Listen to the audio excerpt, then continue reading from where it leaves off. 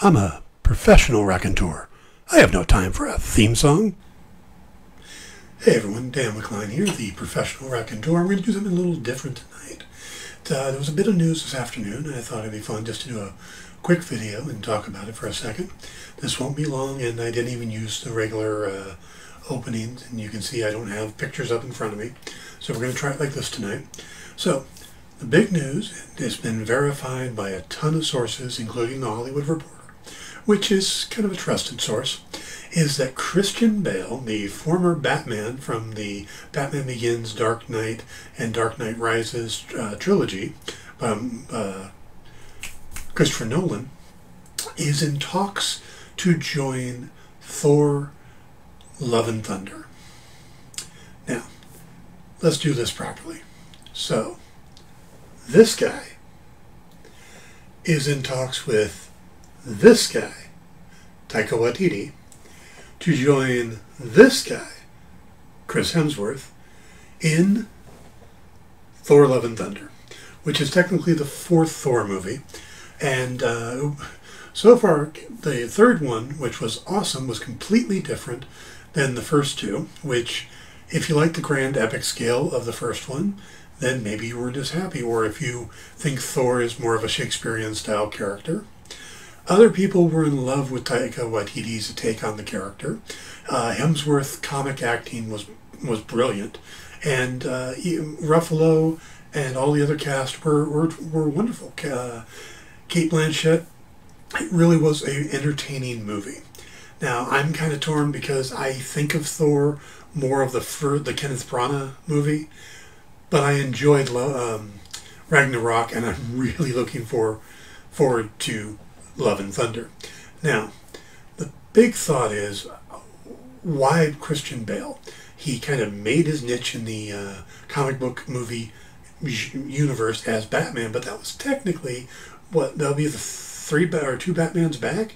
So he's already been replaced by Affleck, and now Robert Pattinson? He's kind of being forgotten. And then Michael Keaton keeps popping back up, so Bale wants to get back into the comic book movie world. And this could be an interesting move for him. The tone of the movie is going to be so different than the deep, dark, dour Dark Knight films. I mean, it had dark in the title. And allow him to do some comedic acting, which, I don't know, I haven't seen much of. But I'm really interested into seeing what he could do, especially with Taika Waititi at the helm. Because there's usually so much ad-lib on their sets that somebody like Jeff Goldblum fit in perfectly, and we really got to see how talented Chris Hemsworth is and all the other characters in the movie. So getting an opportunity to bring in somebody like Christian Bale could be a lot of fun, depending on what they're casting him at. And that, of course, is the big question, is who's he going to play? Now, he's still in talks, so you can't write this one in stone yet. But I'll tell you, the internet seems to be thinking Beta Ray Bill, which is a great character. They've proven that they're willing to hire someone to be the voice and the attitude of an actor, of a character, and not necessarily use their face. They did it with Ruffalo. I mean, they're using his face, but he's still the Hulk. They did it with Bradley Cooper. They did it with Vin Diesel. Vin Diesel says 3 words, and they pay him a big check. So, seeing him as Beta Ray Bill would make a lot of sense. But it doesn't feel right to me. And I could be completely wrong, and I will be happy if that's who he gets cast as. But the moment I saw that, I thought of Silver Surfer. It just feels like Bale to me. The stoic, the angst-ridden, you would almost need someone to be able to bring that with him that's not known for comedy in the middle of this movie. You need someone with the weight and depth to play Norrin Radd, who lost his entire planet after making a huge sacrifice to save them, and ended up making another sacrifice to save Earth, and then that's when he lost his planet. He's given up everything multiple times, and he's just got the weight of the world on his shoulder, and he's stuck working, well, he was stuck working for a planet eater. So it's a pretty intense character. I think it's time we start bringing those characters in from Fox over into the Marvel Universe. And I think we should have had Silver Surfer in